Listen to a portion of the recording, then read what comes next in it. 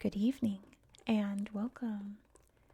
Tonight we will be going over the history and geography of central Luzon in the Philippines. Obviously, we are in the center of the island of Luzon, which is the largest island in the Philippines. You can see we have a coastline here against the South China Sea and a coastline along here, along the Philippine Sea in the Pacific Ocean.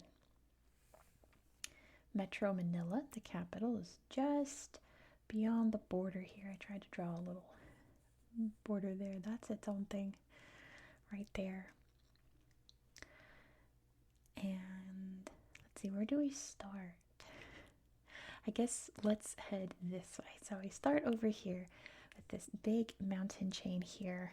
These are the Zambales Mountains. The highest peak is the infamous Mount Pinatubo. You can see right there. Talk about that in its history.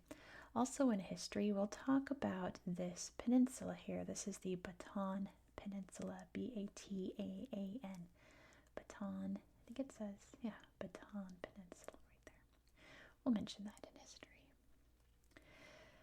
The rest of the area, while there are mountains, volcanoes here and there, the rest is pretty flat. It's known as the Central Luzon Plain. And I saw multiple sources call it the rice greenery of the Philippines, like the breadbasket, right? This is where most of the Philippines' rice is grown. And I also read a lot of sources that this area here, where most of the major cities are, there's Angeles, San Fernando, and Malolos, is like the best food in the Philippines. That is the place to go to eat real, authentic Filipino food, which sounds amazing. I think the only Philippines food I've ever had is Jollibee, but I do like some lumpia. I know that's kind of more like Indonesian as well, but yummy yummies nonetheless. Good food. The capital of this district, I didn't write down what administrative. Let me flip back at my notes. When did we last talk about the Philippines? Oh, it was ages ago. I can't remember if it's regions or provinces or districts. It's one of those. But the capital is San Fernando right there. My goodness. All right. Why don't we just hop into history? That's pretty much a good geography there. So, like many other areas of the Philippines, there were many different indigenous groups that lived in this area. The Ayata is the oldest known in the Philippines, but many other peoples moved to this area, displacing them and becoming one of the many different indigenous groups in not just this area, but throughout Luzon. There are too many to mention here, but the most prominent ones would be the Kampampangan and the Tagalog. Tagalog, of course, being the main group you can find in Manila there. The Spanish started to colonize this area in the 1570s, establishing trading posts, like shipping areas, docks, all of that, and of course converting the people to Catholicism. The history of Central Luzon really just follows the history of the Philippines in general, at least Luzon's history, in that there was resistance against the Spanish, of course. The big rebel movement that sparked in the 1880s, 1890s was very much active here. In 1899, the first constitution of the Philippines was drafted in Malolos. But the Filipinos would not actually win the Revolution War against Spain. Spain would start a war with the United States, and the United States wiped the floor with them, and Spain gave the Philippines to the United States, and thus creating resistance not against the Spanish now, but against the Americans. The Americans built a big base here on the Bataan Peninsula and,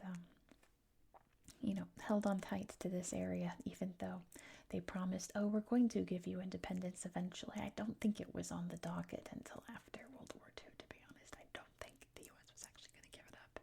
But we'll never actually know, because in 1941, Japan invaded this area of the Philippines, Luzon. And I always say this, when it comes to World War II, many horrific things happened, and I always gloss over them, whether it has to do with tragic events in Europe, tragic events in the Pacific, and so on and so forth. We all know what we're talking about, right? So I always say, whenever I'm talking about Japanese occupation during World War II, that the Japanese did horrific, terrible, terrible atrocities to the people here. It's going to come up again later this week. We're going to Singapore later this week. But there is one in particular that occurred here that I will go into very slight detail about without being too graphic, too disturbing, and friendly for YouTube, and that is the Bataan Death March. So down here in Mariveles, the Japanese had built a big POW camp for captured Americans and Filipinos and anyone resisting their rule. They wanted to relocate this POW camp. The nearest train station was here in San Fernando, so they led a forced march to San Fernando. And of course, being a death march, it was absolutely devastating. Because, they weren't fed, they weren't treated well. If you stumbled and fell, you did not get up. Tens of thousands lost their lives during this march. The numbers are iffy, but it's around there. One of the many tragedies of the Pacific Front of World War II was the Bataan Death March. Just an example of atrocities committed by the Japanese military at that time. But, of course, Japan would surrender in 1945, and the United States allowed the Philippines to become independent. Now, during Japanese occupation, a guerrilla warfare group sprung up known as the Hukbalahap. And they were, in a sense, communist, pro-communist. And the United States and the new Filipino government did not approve of that. So it's called the Huk Rebellion, or Hukbalahap Rebellion, occurred in the early 1950s. There were instances of violence from the Huk rebels in this part of central Luzon. Bombings and what have you. Again, not getting into details about atrocities. Not to mention what happened to the Huk rebels, because the government, erased them permanently, if you know what I mean. To keep it relaxed and YouTube friendly. They are no longer with us, let's just put it that way, very aggressively. So this area, after those events, would have just been a nice, quiet farming region if it wasn't for Mount Pinatubo. In 1991, Mount Pinatubo absolutely blew its top in a big, big way. One of the largest volcanic eruptions in recorded human history. I think it's like the second largest that we know of, the biggest being over in Alaska, and I think 1912. Pinatubo exploded, and many, many tens of thousands again lost their lives. Many, many more lost their homes. The sky over the area here was dark for 3 days. It was a big, bad eruption. It was an absolute disaster. But thankfully, this area has recovered from that eruption. And life goes on nice and quietly here in central Luzon. It's a lot of spillover from Metro Manila. If you can't tell, Manila is just one of the cities in Metro Manila, Quezon City. I think is even more populous than Manila is today, but this whole area is extremely populated. And from what I read, there's been a lot of spillover into this area here, creating almost like a suburb area. So we'll see what happens there in the future. See if there's a population boom over here, if this area just keeps expanding. We'll have to wait and see. But that is the history of central Luzon. So let's hop over to the tablet and take a look at this area on Google Earth. Let's go. Let's go, let's go, let's go. Here we are in central Luzon. And let's start by zooming out so you can see exactly where we are in the world. Here are the Philippines. It's kind of hard to describe where it is because it's an archipelago out here in the Pacific. You can see Borneo over here, where we were just last week looking at Indonesia. You can see Malaysia over there, Indonesia down here, Taiwan's up here. And yeah, it's a big archipelago, very easy to find on a map. It's just this big chain right here. Let's head in and see what we can find. I want to show you something real quick before we go look at all of the nature. I want to show you something here in San Fernando. Because I'm pretty sure it's in San Fernando if I remember correctly. I'm pretty sure it was here, but I have to remember where it was. Right here. This structure here and down here as well. This is the Pascuhan village, and it's here where a huge Christmas celebration takes place with these massive lanterns. Now, the Philippines takes Christmas very seriously. Home of the giant lanterns. I learned last September that in the Philippines they have the Ber months, B-E-R, the Ber months. Look at the pretty designs. They're based on indigenous patterns. Christmas in the Philippines starts on September 1st. So it lasts during all of the Ber months, September, October, November, December. I also read that it is the country that celebrates the longest Christmas season, which that tracks. It's 4 months. My goodness. They take Christmas very seriously. It starts September 1st. And they go hard on Christmas. And this is just one of the places that does so. San Fernando is considered the Christmas capital of the Philippines. You can see everything's all decked out. The lanterns are all big business. It must be so pretty. Look at them, gorgeous. Look at those colors. It must be something to see. I think that's my favorite thing that I found in this entire region, to be honest. Let me see if there's anything else I needed to show you in San Fernando. I wanted to make sure I showed you that because that's my favorite. Let's see, we can see some Christmas decorations over here. We can also see some of those beautiful indigenous designs as well. Memorials there, big Christmas lights. Well, I was about to say, look at all the modern cars and such, and then there's a horse-drawn carriage. But yeah, it's big business in the Philippines. The Christmas season, look at all the lights. That's incredible. Wow. Let's see.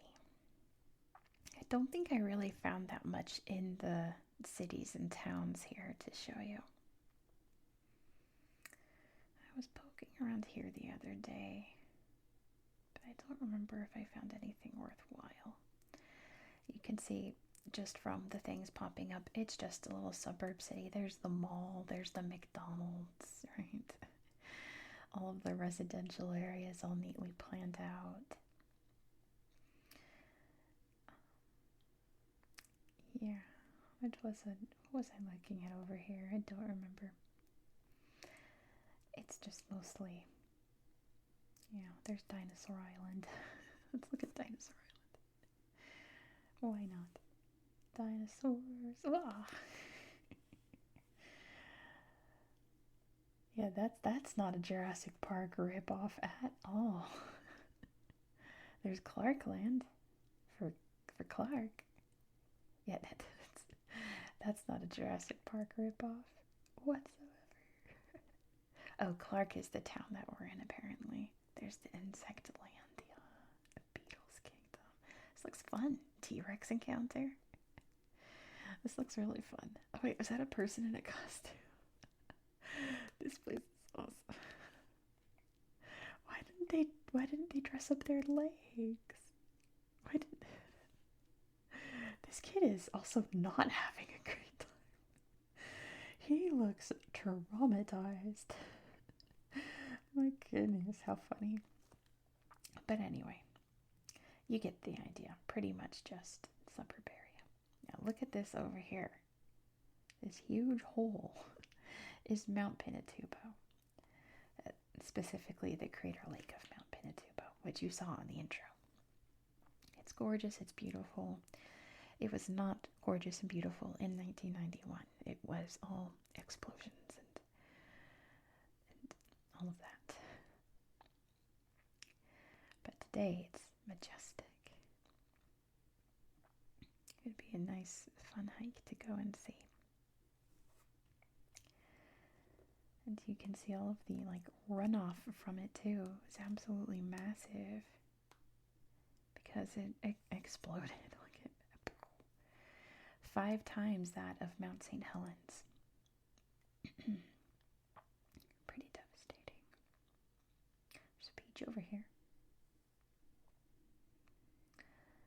Let's see a beach. You know I do love a good beach. How gorgeous. I bet it's nice and humid up here and the water's super cold. It feels so nice. You take your outriggers out into the water, just as their ancient ancestors here in the Philippines once did to arrive here. Down, let me make sure I'm in the right place. There we go. There's Bataan National Park. Olongapo, that's the city that, from what I read, was affected the most by the Pinatubo eruption. But this place is gorgeous too, isn't it? Look how pretty. How gorgeous. Wow. Ooh, nice resort there. Gorgeous pools, beautiful views. You can climb the little rope nets there.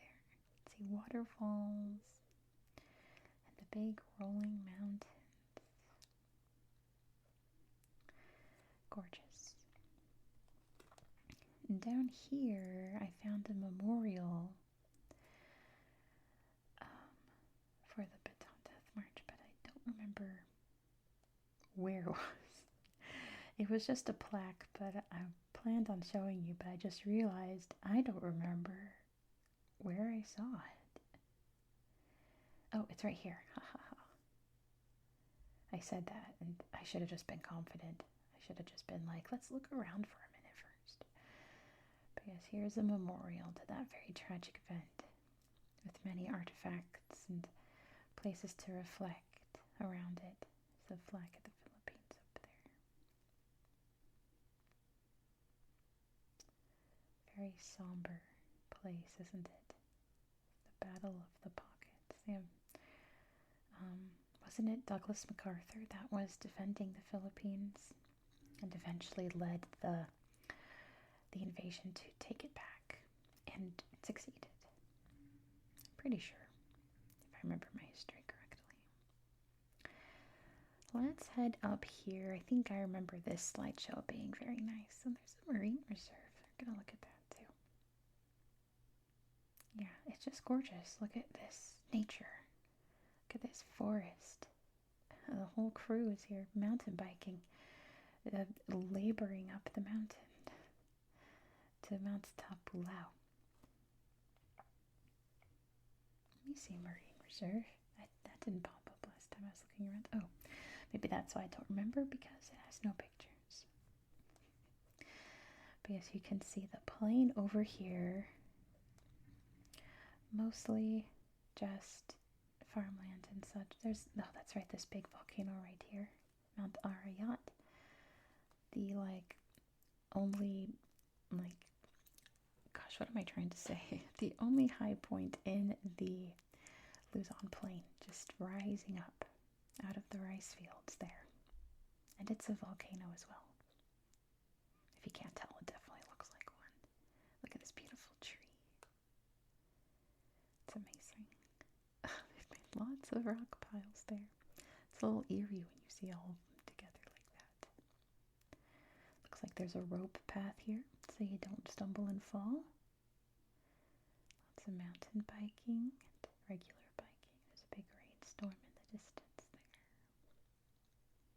There's Pinnacle Peak. How beautiful. With the rice paddies all flooded. Pretty incredible photo there. What else can we see? I think that was honestly all of like the best things to show you. See if this is anything. Oh, it's just the entry to this little village here. Look at the old colonial buildings though. It's pretty neat. Yeah, this was like the heartland of like the early Spanish colonization. Let's look down here. There's the Mingan Mountains. I didn't mention that in geography, but isn't that beautiful? Gorgeous. And you know what? I think we're going to end it there, because all that's really left to see are just more pictures like this. And if you want to see more, Google Earth is totally free. Check it out just like this person is.